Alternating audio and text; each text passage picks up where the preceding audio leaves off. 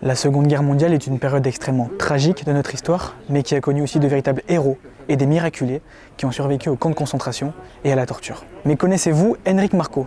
Son histoire a inspiré le film Marco, l'énigme d'une vie, qui a fait l'ouverture du Festival international du film d'histoire de Pessac.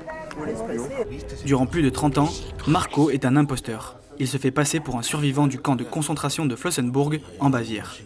Un parcours de vie qui ne laisse pas les spectateurs indifférents. Il n'y a rien à dire, ça finit.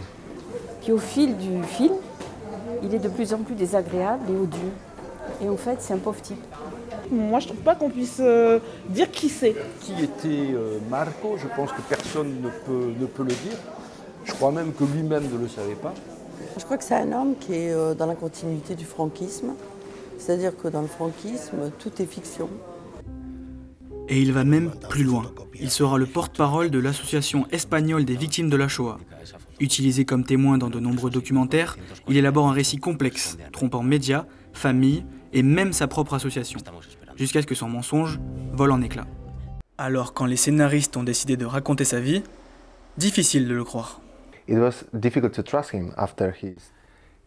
C'était dur de lui faire confiance après son mensonge.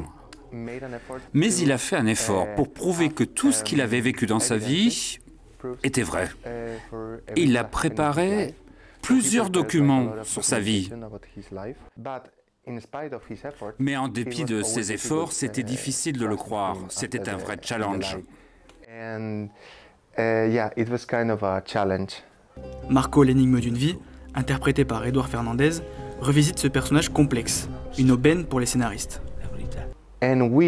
C'était intéressant pour nous, car en tant que scénaristes, nous racontons une histoire.